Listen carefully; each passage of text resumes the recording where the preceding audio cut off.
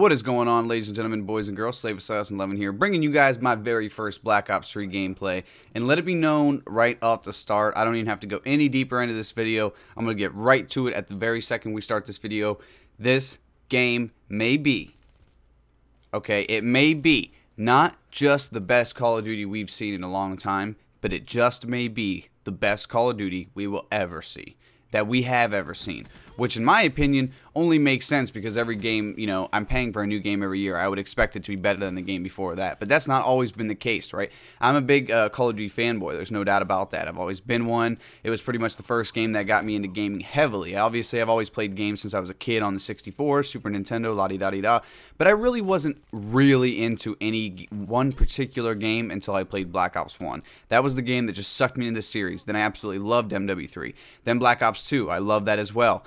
Then I told everybody, you just wait for this new one from, you know, Infinity Ward, Ghost, because Infinity Ward hooked us up on MW3 and MW2 and CoD 4, even though I know those were two different studios essentially after, you know, the MW3 split. But still, what I wanted to say was that we just have to trust and believe that this Call of Duty is going to be excellent, right? And it was. Those three were excellent. However, Ghost was not that case. Now, the weird thing about Ghost for me was I liked the way it felt. I liked the way it played. I enjoyed everything except for maybe the leaning fixture, the little contextual leaning or whatnot. I wasn't a fan of that because I felt like that just promoted camping, especially since you had to get like certain camos by just contextually leaning. I thought that was kind of goofy. However, when you look at it from the sense that it was a smooth shooter, it was pretty good for competitive. They kind of enjoyed it somewhat. It wasn't like, you know, it was like their favorite or anything, but it played smoothly on a Connecticut. I was thinking of the kinetic armor because I have everything written down on what I want to talk about. Connecticut. Ooh, that's like, oh man, that's a real play on words right there. I don't even know a good joke to come out to that one. Connecticut. Goofy. Anyways, yeah, so you know what? Let's just talk about the kinetic armor at the moment. Right now, the kinetic armor is way too much. I know that they'll probably not remove it from the game, but it's just such a hard thing. I can't ever hit that person in their head. So that thing is almost like essentially invincibility because I can't get a headshot on them. I know it's possible, but I can't do it with a regular setup. So that's, you know, that needs to change a little bit. Maybe it doesn't make them fully invincible. Maybe it just makes it so that like you have to hit them 8 times in the body rather than 4 times in the body. So it's not an invincibility thing. It's more or less like a really heavy, you know, body armor from MW3 or Ghost, whatever one you want to do. Ballistic vest. There we go. It's just a really heavy-duty ballistic vest. I would be cool with that. You know, I could adapt to that. I could figure out how to stop that. At the moment, though, I have to try to shoot for a head, and it's just, that's not happening. So, the kinetic armor, it's a little bit OP. Glitch, it's just, you know, I feel like maybe there should be a delay when they can go back in time, so they use it more or less to go into rooms and then go back in time, rather than to, you know, as soon as I start putting bullets on them, they can just instantly pop it and go back in time. I'm not a big fan of that system, but you know, make it so that maybe when they hit the button, it's like, you know, pause, doom. Then they, you know, then I'm cool with that. The little pause is enough time for me to maybe finish them off. Or, you know, I'm pretty sure this does do that. I don't use that particular specialist, but I'm pretty sure it does do that. When you hit the button, you can go back in time. And when you do, you take the health that you had with you. So if you were like half health, you're still going to have the half health. Which brings me into the rejack. Now, I have also never used rejack, but I have been in fights with people. Now, you have to understand, Call of Duty is a game about milliseconds. It's a game about, you know, it's a mathematical game when it comes to the bullets. Everything comes down to one bullet started before the other person can really make the difference on that 100% health that you're breaking down with each bullet, right? So when you're playing with the rejack guy, sometimes when you get into a fight in Call of Duty, and I'm sure lots of people have been in these situations where you fight and you guys are both hitting each other and you win the gunfight, but you are really, really messed up. Like you were at the end of your limit. You barely won that gunfight, but you did earn that gunfight. You beat him. You did what you had to do to win the gunfight. But now with the rejack ability, what I notice it does is that, you know, I get in that situation. We have a great gunfight with each other. I come out on top. He rejacks.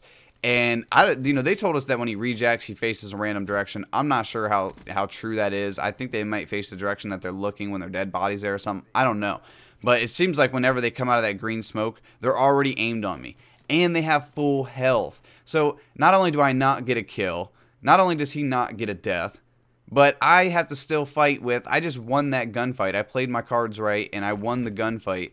And yet he gets to spawn back in with full health and essentially kill me now. And essentially he won that gunfight because he didn't take a death. Now he got a kill and I took a death and I didn't get a kill. So I think if anything, I should have to, you know, at least give me my kill. At least let it go towards my score streak. Maybe it does go towards the score streak. I'm not really sure, but I still want to kill on the board. And then, you know, if he wants to risk rejacking, he should have to risk taking 2 deaths within 5 seconds of each other. That's just how the risk reward system works. But it seems like that's ability's a little bit messed up at the moment. I'm not a big fan of it. And maybe with the Tempest, which I can't really tell if it would be a smart decision, but maybe slow down the Tempest shot. But other than that, I'm pretty sure everybody is just an amazing specialist. Everybody's specialist is really balanced. I have not had an issue with any of these things. Even the guy that's invisible, I'll just come around the corner and I'll just see this weird like object running towards me, and he's like, I don't know, he's like, he is kind of fully invisible, but he's got like an outline to his body, and it's definitely noticeable. So even the invisibility guy, it only lasts 4 seconds, and it doesn't, you know, come out. It doesn't like affect me. I see him usually and kill him. So that really is the whole adapt or die problem. You know, with a lot of people with Call of Duties nowadays, they're hating on it. They're talking smack about it all the time, saying that they don't want to play it, that this is just a reskin this and la-di-da-di-da. This game is probably going to be, like I said, not just, you know, the best Call of Duty we played in a long time, but this is probably going to be the best Call of Duty ever. And if you want to know why exactly, I think that it comes down to the fact that this Call of Duty is going to be huge. This multiplayer is amazing. Zombies looks amazing, right? We haven't seen any gameplay, but we've seen the big map, we've seen the characters. Everybody looks awesome. Everything about this game, the characters, even all the specialists have their own personalities and traits, and they're all funny. They say funny things before the match starts, and then they say serious things before the match starts. It's just, they all have their own personalities. And what really is going to let this game, you know, excel is the fact that it has personality to the multiplayers, just like a MOBA would. You have a build streak meter and wall running, just like in Titanfall. You have your amazing score streaks that we've had in all the Black Ops series, essentially. These heavy, hard-hitting, high-kill score streaks. I've already seen people getting 200-plus kills. And as much as I hate seeing someone just spawn trap someone else, that is what makes this game exciting. The fact that you can kill over 100, 200 people. And you could not do that in the last 2 Call of Duties, at least not to my knowledge. So I really think this game's going to be the best, though, because the single player also has 4-player co-op. And when's the last time we even had co-op? It was World at War, and it wasn't 4-player co-op. Now you can bring 3 of your friends in there with you, and you guys can all just co-op it up and beat the game. So you're going to have a huge single player where you guys have a safe house, and you can trade everything and make everything, like, customized. You're also going to have a big zombies. And you're going to have an excellent multiplayer. If they keep it the way that the beta was off the very first update, I feel like the sniping, quickscoping got a little bit crazy. I really liked how it started. It was like really hard. I felt like it was the old Black Ops 1 concept of like, if you're a good sniper, you're going to be good in this game. If you're a decent sniper, probably not going to be that great. You have to be pretty excellent. And if you guys could see this heartbreaking loss, I went so ham and I lost. But yeah, so this game is excellent. It's a masterpiece. Probably the best Call of Duty we have seen in years. I love it. I assume you guys are going to love it. I see everybody else loving it. The pros are loving it. Everybody's excited about this game, and they catered to the casuals as well. So it's just everything about this game is excellent. I believe this is the best Call of Duty we have ever seen. So that's all for today, guys. Hope you guys enjoyed the video. Make sure you follow me on Twitter and Twitch if you have the chance, and I'll see you later. Peace.